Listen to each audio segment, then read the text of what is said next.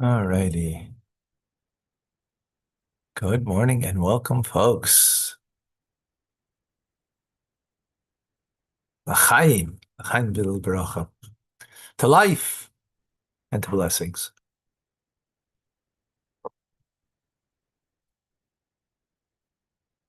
God has many names. There are 7 names that you're not allowed to erase if you write it. One of them is the Tetragrammaton. I put in between the space there in order that it doesn't make a word. So if this gets discarded, that's okay, because it's got the letters of God's name. You wouldn't be able to. Dr. Edelstein, when he was a little boy, he went to Lubavitch Yeshiva, and one day on the chalkboard, somebody wrote God's name, to make trouble. A teacher cut it out from the chalkboard because you couldn't erase that. Not allowed to erase God's name. This is one of the names. There's name Elohim, there's Kael, Shakai, Tzavokais, and all of them are holy names. Will the real God please stand up? Right? Today I asked our Baal Koren, Daniel, as a granddaughter that was born to him in the States. So I asked, what's her name? So it was like, trying to remember the names now, but there were like 4 names. Oh, Kayla was one, because my daughter, like my grandmother's name, my daughter's name. Kayla, Nama, which is the name of Noach's wife, and Chain, and some other names, and so on. I says, okay, but name her Amen, so many names. I hope she won't get confused, who she really is. But really, a name is only to distinguish us from another, right? Otherwise, like when you say by the Kinnas HaShluchim, when you're amongst many emissaries of the Rebbe, and you say, "Hey, Rabbi," you're going to get 1,000, people turning around and say, "Yeah." So even if you say, "Hey, Rabbi Mendel," you might get only 300 of the 1,000. But it's narrowing it down, narrowing it down somewhat. But in any case, a name of God and the distinctions in the name of God are because they are names, attributes of God. They are different, if you will, qualities of God's presence in this world and how he interacts with this world. That's what the name of God's. And, the real one, well, there's only one God, and he's beyond the name.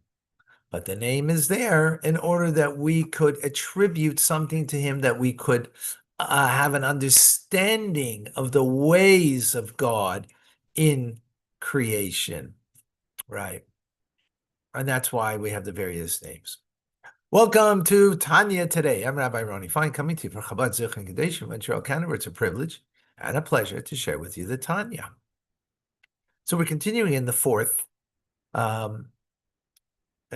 essay, still a lengthy essay, and we're continuing to understand the difference between the love of my soul versus the act of doing a mitzvah. So instinctually, we would think that the love of my soul towards God would be greater than rather than the act that we do in a mitzvah for the sake of God. But the argument is actually the opposite. The Alter Rebbe, we spoke yesterday about such an argument, because there's a refinement that happens in the physical, because we do a mitzvah in the physical, so you're refining the physical world as a result, and that's greater than the love that's natural to the soul and expressing it. Now, of course, having both is optimum, but It's just to appreciate the distinction between the two. Now we go further. So this is the name of God, the Tetragrammaton. This is the basic or the ultimate name of God in the names of God. It's a transcendence of God, as it spells Iya. These letters spelled Iya. It spells Hoive and Hoya, right? It spells, which means past, present, and future, all in the name of God, which means the transcendence of God. Now, in God's transcendence, there's many different levels of transcendence. So we have to take this further. The numeric value of Yud is 10, Hey is 5, Vav is 6, and Hey is 5. That's the letters, yeah, right? This is the 5th letter of the alphabet. This is the 6th. This is the 10th letter. And therefore, that's why its value is that. So together, it's 26. But we could break it down further. Yud, when you say the word Yud, it's actually a word. It's not just a letter, right? So when you say it, how does it come out? In the spelling, it comes out Yud Vav Dalid. Yud. There's a Dalid there, right? There's a Yud, Vav, and a Dalid, which is the numeric value of 20. Yud is 10, Vav is 6, Dalid is 4. You have the numeric value of 20. So this letter, when you spell it out, it's got the numeric value of 20. Okay? Hey, when you spell it out, now this is 3 ways you could spell it out. You could spell out Hey Aleph, Hey, or Hey Yud. 3 different ways you can spell it out, right? We're just going to stick with 2 spellings right now. Hey Aleph gives you 6. 5 and 1. Aleph is the first letter. Hey Yud gives you 15. Got it? Now Vav, in this instance, there's 3 different ways, but we're only going to stick with 1 right now. Okay? And that's Vav, Aleph, Vav. Vav, right? Could be Vav, Vav, also another way to spell it, or Vav, Yud, Vav, right? But in this instance, we're just going to, so Vav, Aleph, Vav is Vav is 6, Aleph is 1, and Vav again is 6. So you have 13. Is that clear? And then finally, you will have the Hey. Well, we already had the Hey. Hey Aleph is 6. Hey Yud is 15. If you total it all up, the name of God, there's 4 different ways to do it, but we're only going to stick to 2 right now. So you have 45 over here and 63 over here. This is called Shema. You might have heard it before. Shema Memhe 45. Or Shem, so this is a new name you probably haven't heard. Shem Sag, the name called Sag, which Samach is 60 and Gimel is 363. In other words, that's the way God's name, when you spell it out, it refers to different levels of God's transcendence. What are the 2 different levels? Ma is the way God transcends from the world of tikkun, the world of fixing. And then there is a way God transcends Shem Sag, which is the 63, from the world of tohu, the world of chaos. There's 2 basic worlds, shall we say, in the spiritual realm. It's further divided, but in the world of Atzilus, it divides into 2 components: the chaotic part and the orderly part. 63 is the chaotic, 45 is the orderly. Okay? That's all coming from God's name, the Tetragrammaton, Yud and Hey and Vav and Hey, as we just explained, right? As it's spelled out in these 2 ways. What does that mean? What comes from chaos and what comes from orderly? Our soul comes from the world of tikkun, the world of fixing. And that's why it's able to fix things, right? We're able to fix things. We're here to fix God's world. That's what our soul comes from, that world. However, that world, the world of fixing, is where the light and the vessel match. The vessel contains the light, and therefore you're able to now fix. But there's a greater world, the world of chaos, tohu. It's a higher world where the light of God is so great, but the vessel can't contain it. And therefore, that's why you had the breaking of the vessels there, the shattering of the vessels. It's a higher world. What does it mean higher? The light of God is greater. In the world of Tikkun, the world it contains, it's much lesser light of God. So it's a lower world in the light of God, right? Our soul comes from Tikkun, and therefore we have the capacity, as the word Tikkun means to fix, that we can fix in God's world. What are we fixing? That which comes from a greater place, the world of Tohu. What comes from the world of Tohu, the world of chaos? You know what comes from there? The physical world and the physical things of this world. So it comes from a greater place. Comes from a greater place. All right? With this, and we can understand the Kabbalah of food. How is it possible that this coffee should nourish me? I'm greater than it. I have mastery over it. How does it nourish me? Not the biological way. I'm not acting biologically. Spiritually, does it make sense? I'm greater than it. How could it provide me anything? I should be providing it.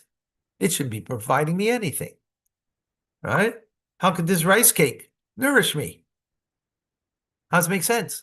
Again, not biologically. Spiritually, it doesn't make sense. It's a lesser creation. It's lesser in this world, but its root source is greater. It comes from the world of Sag, chaos. It comes from the world of chaos. It fell down to a lower place down here.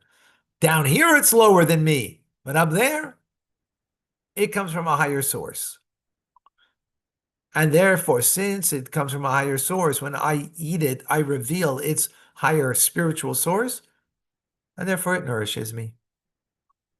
That's the spiritual idea of food. Is that clear?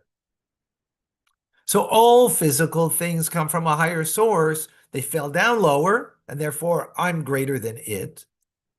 And therefore I can fix it. Because the way it fell down over here, it fell down in a way that it, is a shattered vessel.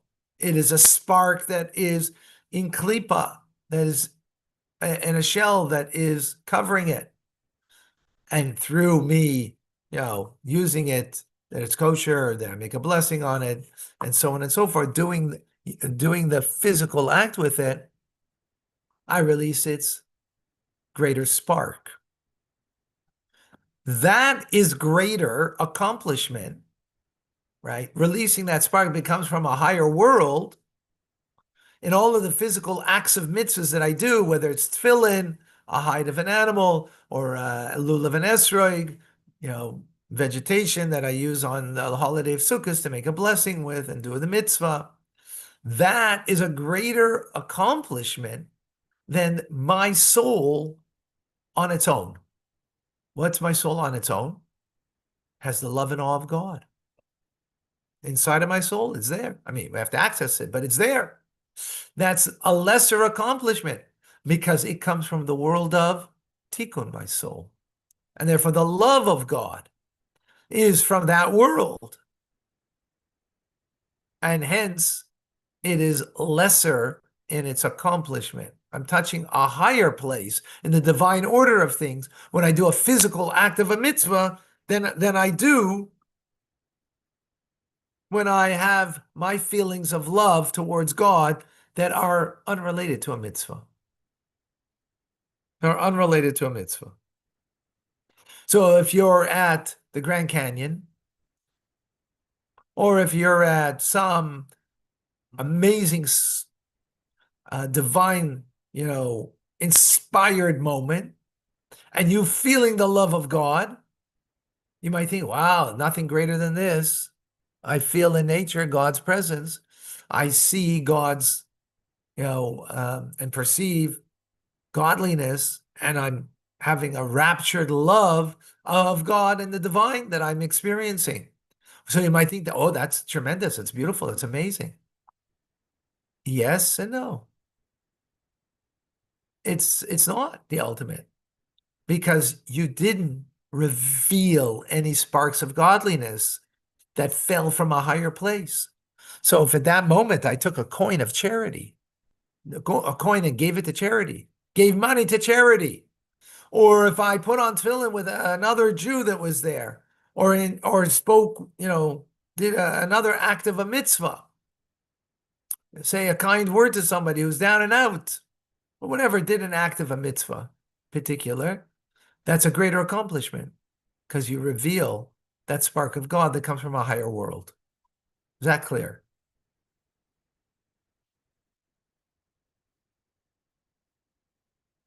A further point to bring out that mitzvahs that require action are superior than the love and awe that the soul experiences is because the love and awe that we experience are a mere reflection of the divine. They're a mere reflection of the divine, as opposed to a mitzvah is divine itself. What's the metaphor for that? Metaphor for that is that right now I am giving you teachings of the Alter Rebbe. It's his teachings, but it's me speaking it, right? How much do you get of my speaking as opposed to the way it is in my head? Minimal. In my head, I have much greater clarity than the words I put it into. That's why sometimes you repeat it this way, and then you say it in another way, and so on, to bring clarity to the individual. But in my mind, it's much clearer than in the limited words that I use, right? You're only getting a glimmer of my intelligence. That's that's the way it works. Anybody, right? Anyone who is giving some intelligent idea to another, they're only giving a glimmer, right? So the same thing is the love and awe that you have of God in your soul that's not related to a mitzvah, but it's just the love and awe that the soul has because it's part of God. The experience that you have of it is a mere glimmer of the divine, as opposed to when you do a mitzvah. When you do a mitzvah, you actually have the essence of the divine. And the metaphor for that would be when a child is born from the father, and mother too, but the metaphor here, because we're speaking about our Father in heaven of God, right? So the metaphor, the child has the essence of the Father in the seed, in the semen, carries the essence of the Father. And that's why the child could think like the Father, act like the Father. Again, father and mother, but because we're speaking about God here, so, it obviously means both, right? It's a metaphor. So because the child has the essence, doesn't have a glimmer of the Father, has the essence of the Father. That's a metaphor for us to understand through the act of the mitzvah. In the tefillin, in the act of putting on tefillin, I have the essence of God. Not a glimmer, but the essence of God. In the lulav and esrei, the essence of God.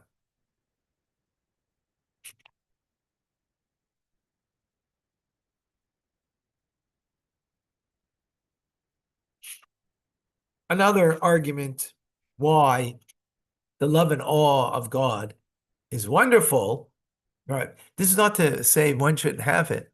It's just that one shouldn't have it without the mitzvah. One shouldn't. Without the mitzvah, the act of the mitzvah, right?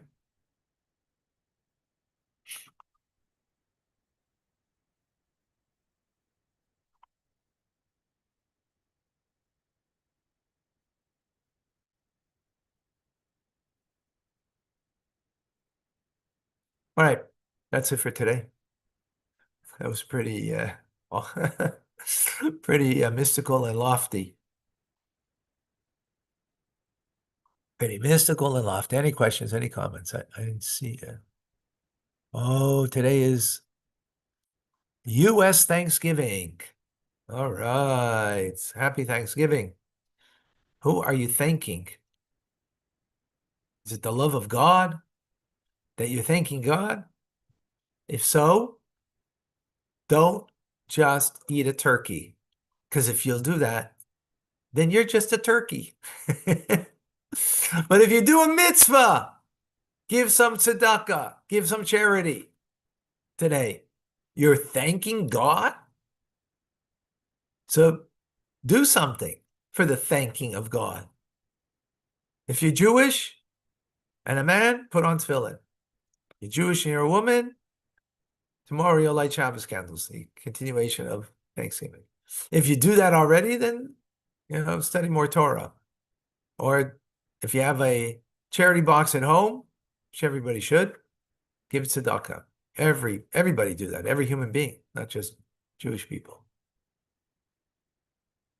Again, it's not enough to thank God for everything. That thanking for God is coming out of the love of your soul. Do for God. That's what we're talking about. Thanking God because your soul appreciates. That's amazing. That's wonderful, but not sufficient. Do for God. An action, a mitzvah. All right. Oh, you're making food and giving to your neighbor. That's doing something for God. Beautiful. Thank you for sharing that.